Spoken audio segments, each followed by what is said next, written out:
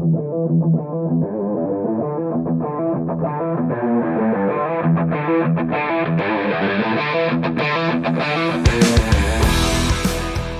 to the Automotive Diagnostic Podcast.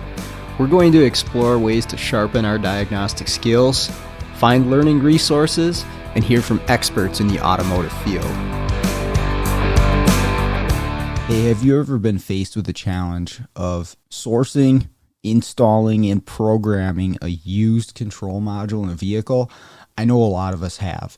It seems to be happening more and more often today with the volume of control modules on vehicles, the cost of some new ones, or even the availability of new control modules. In some cases, used may be the only option. So what do you do here? I strongly recommend checking out SJ Auto Solutions and Tommy Oliva. Tommy offers a cloning service for used control modules to make these things plug and play for the vehicle that you're working on. In a lot of cases, he is also able to source the control modules if you're unable to locate one for the vehicle that you're working on. But once you get connected with Tommy, he's going to offer fantastic support from start to finish to make sure that that control module is going to work in your application.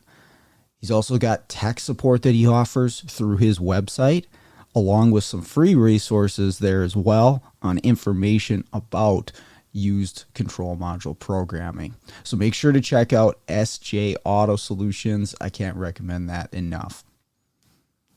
Hey, what's going on, automotive world? Welcome to another episode of the Automotive Diagnostic Podcast. My name's Sean Tipping. I'll be your host once again for this week's episode. Thank you so much for joining me.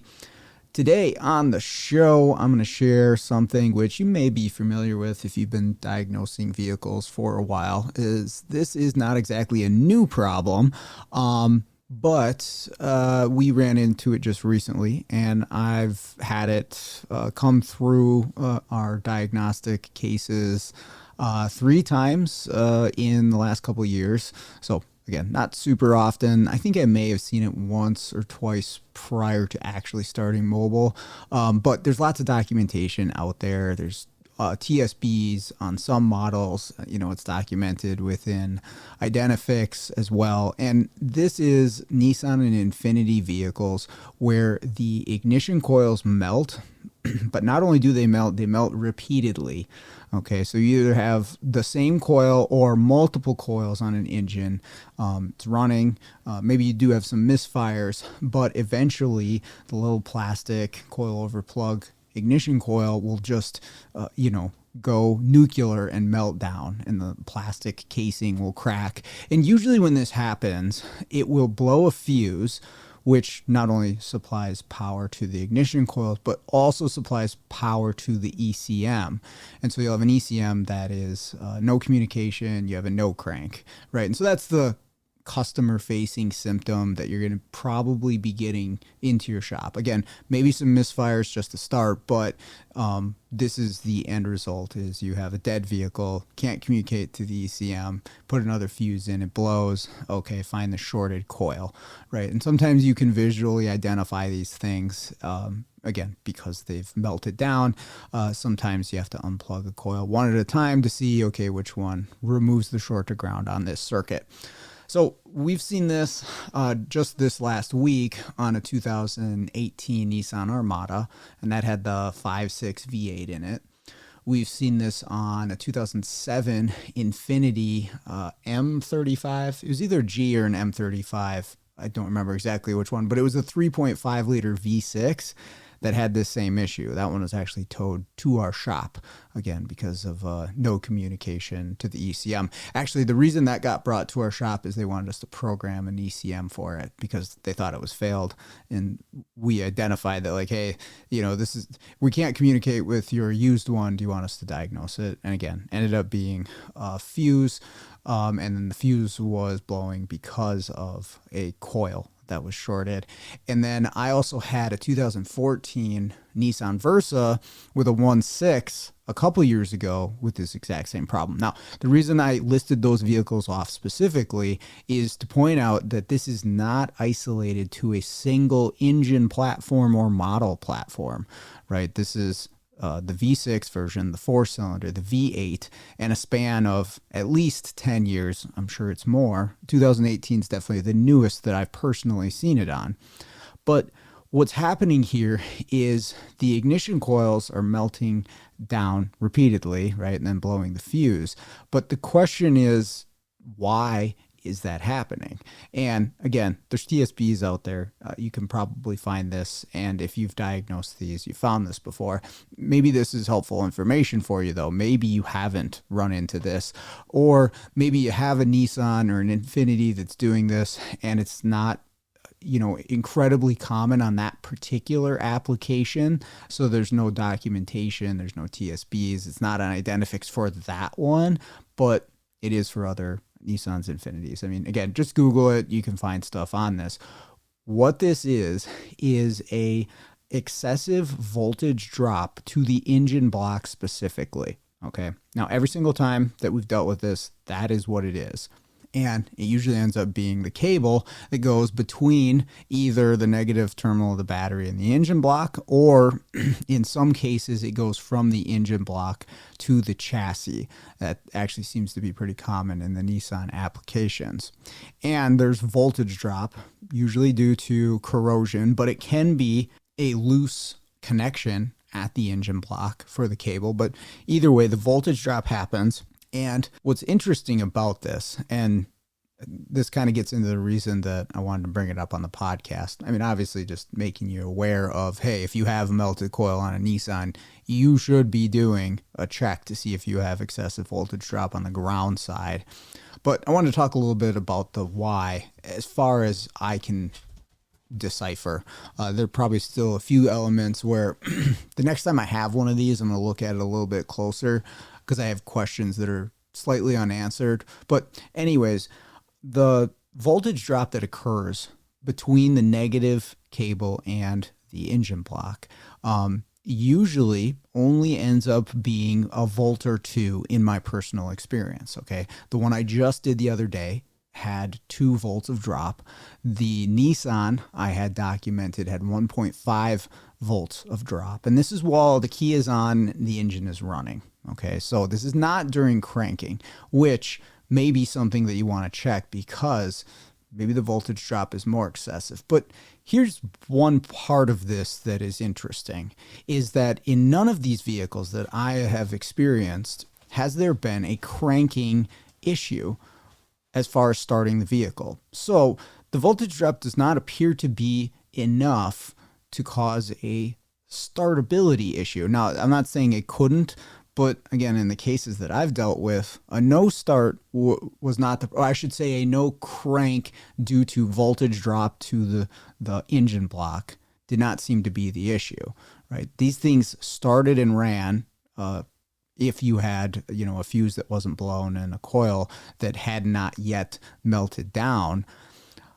So there's a certain amount of voltage drop, but not enough voltage drop to cause a starter failure. Now, am I saying that that is not possible on a Nissan or an Infiniti? Definitely not. If the voltage drop or that corrosion or that loose cable gets to be enough, of course you're going to have a problem cranking. But in the cases that I've seen this, it's not that, right? So it's a certain amount of voltage drop, but not enough to affect the starter. Interestingly enough, right? I would think the highest current consumer, being the starter, would be the first thing that's affected from something like this. That would be my thought, right? Even if it is, 2 volts or whatever, that should be the thing that is affected the most, but it does not appear to be that way. The thing that ends up getting affected is the ignition coils. Now, how do these things melt down, and what does it have to do with voltage drop on the ground side to the engine block? That was my question after I saw this one, and I'm like, boy, I've had, a number of these, and of course, yeah, like I say, it's well documented on Nissan and Infiniti vehicles. And then also, why not on other vehicles, right? I know for a fact, and I'm sure all of you do as well, that other vehicles experience voltage drop on the ground side to the engine block. Okay, a Chevy Silverado, for a perfect example. There's probably more cases of, the negative cables that you have to replace on those Silverados than these Nissans with the melted coils, meaning that I guess there's a lot more Silverados on the road, but it's a very common thing, yet I have never seen a COP coil on a Chevy Silverado or a GMC Sierra melt down like this. Okay, so it's not just as simple as saying, hey, if you have voltage drop here, that's going to affect the way your coils go. So that was kind of a question of like, what is it about the Nissans that this happens, and why is it just with like a small amount of voltage drop relative, like, right, there shouldn't be that voltage drop. You should want to fix that. That's an issue.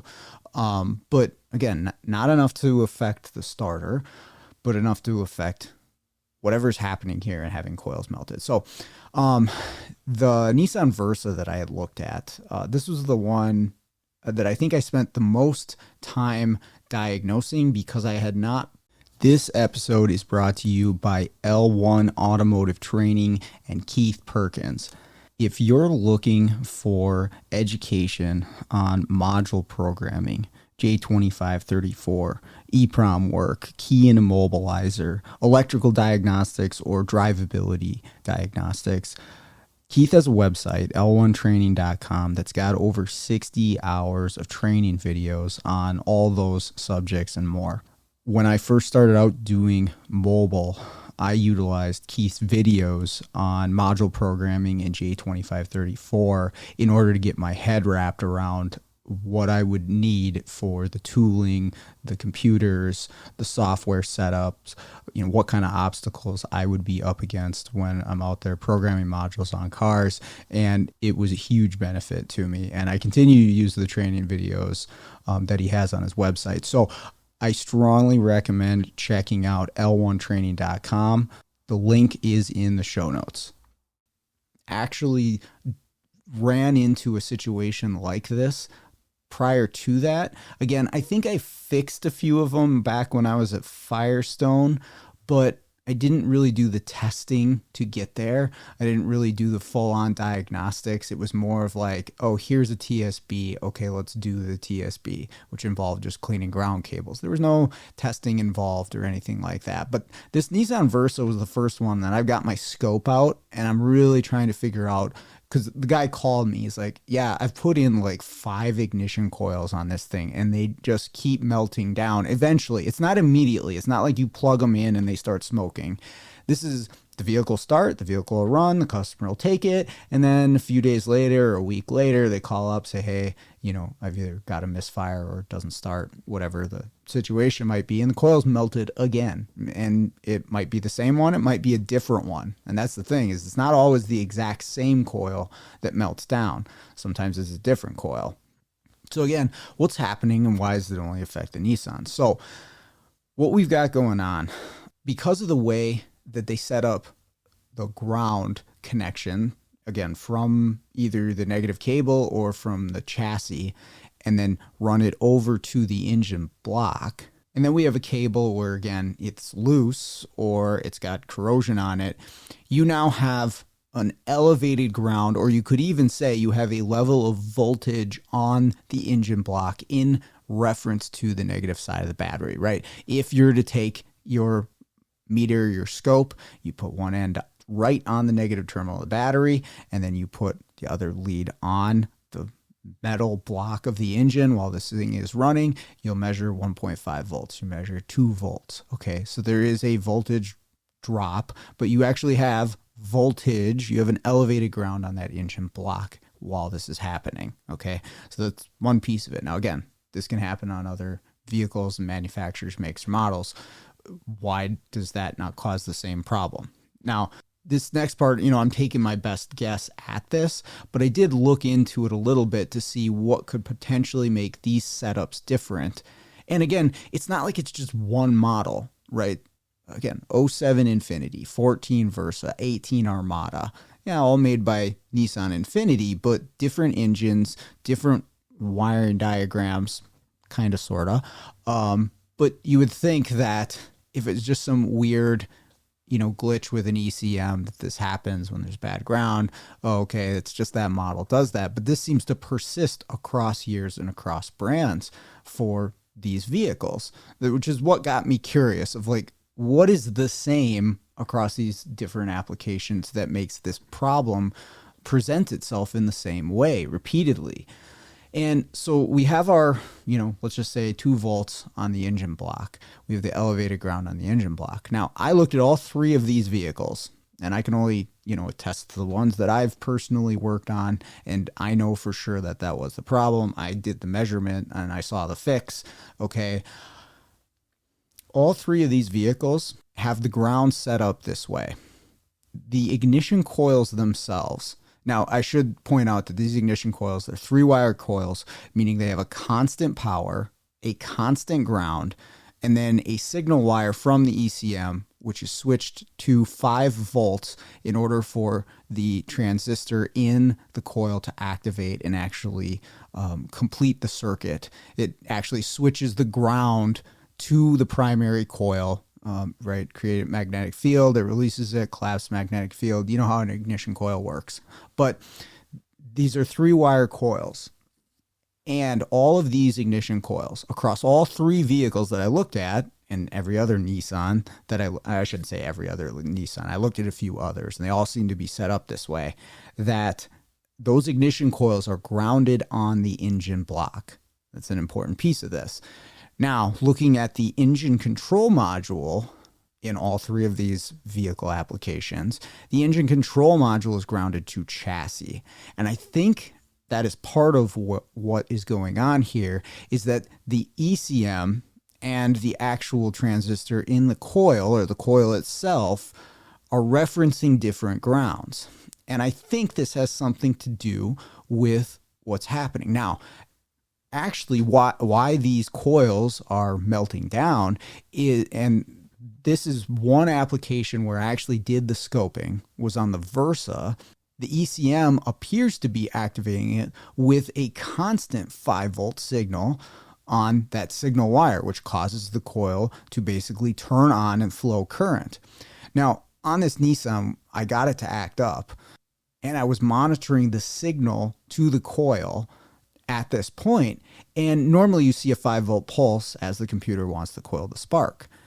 And at times, it would hold this 5-volt signal to the coil, even key on, engine off, right? So it's not even getting a crankshaft signal. It's just that the key is on, and the 5-volt is being held on this signal wire indefinitely. And again, that there's a transistor inside of the coil, and with that 5-volt on that wire, it is constantly sending ground to the primary coil. It already has a constant power feed. You're creating a heater with that thing that's just going to eventually melt down, which explains why they melt down, why they short, why they blow the fuse, right? But that the 5-volt side of the control side of that ignition coil is actually staying active. And although I didn't actually scope it on those other 2 vehicles that I'm referencing, I have to assume the same thing is happening. But then the question becomes, well, why? And here's the other piece of it. When you fix the ground, when you fix the ignition coil, right, you put a new coil in it, and yeah, you can do a new spark plug if you want to. Sometimes spark plugs will cause ignition coils to fail. I don't think that's what's happening here. But anyways, besides the point, you fix what's going on with the vehicle. You fix the ground, fix the coil. The ECM's fine in all of these applications. Now, we can point to like Ford V6s that will have, the coil melts, and then you have a driver that's also failed in the ECM. You have to replace, the coils and the ECM.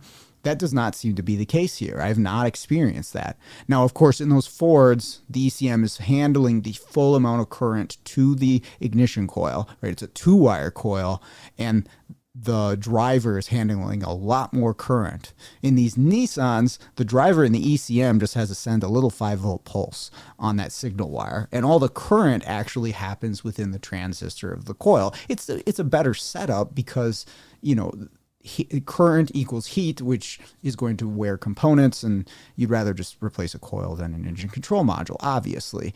So it's definitely the better setup in regards to ECM longevity. But again, I go back to, well, what's happening here that doesn't seem to be present on other 3-wire applications?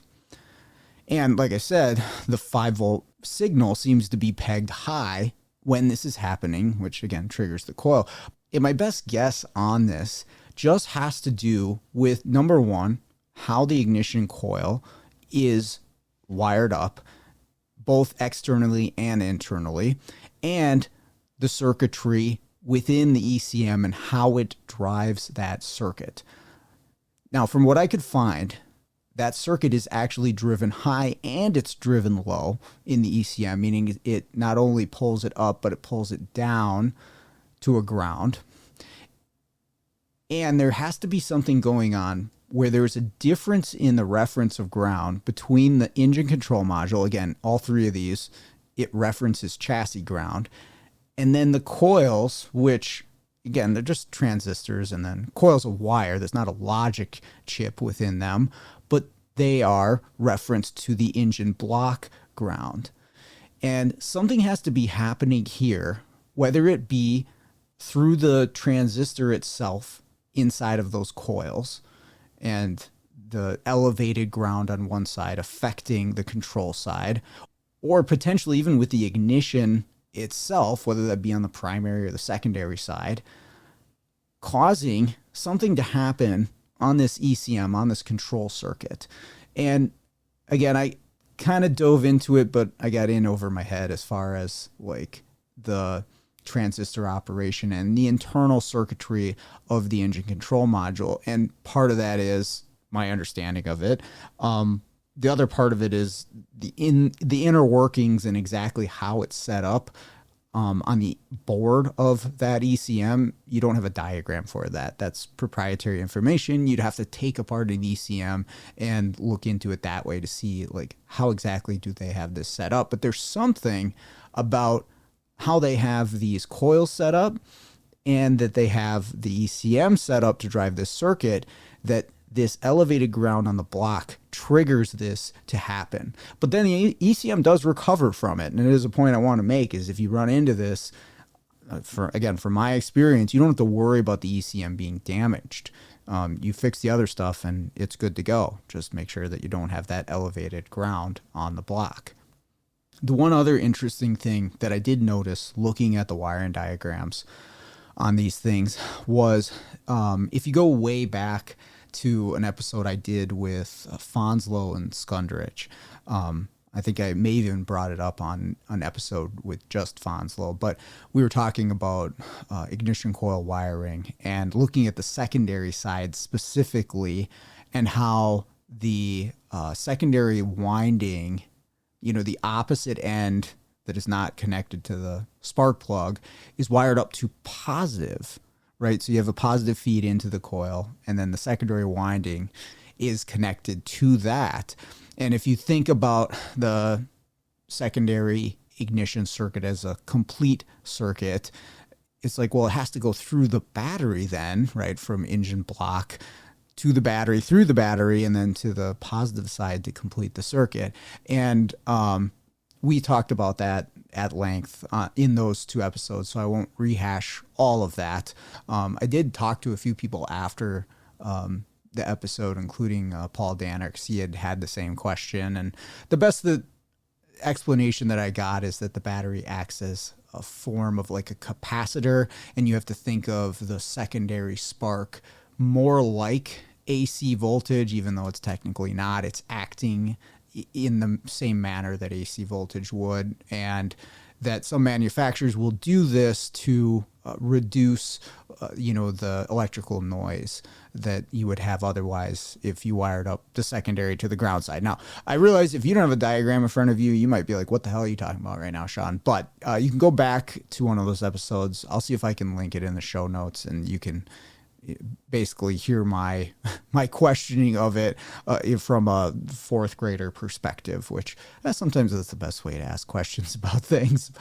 Anyways, all of these Nissan coils are set up that way, which I found interesting enough. Does that have something to do with it? I don't know. Might just be a coincidence. But again, what's curious is they seem to set up all of these ones in the same manner. So there's something to do with how the coils are grounded to the engine block, how the ECM is grounded to the chassis, and how these circuits for the coils work, right? The way the ECM drives that circuit up and down, and that the transistor in the coil provides a ground to the primary winding.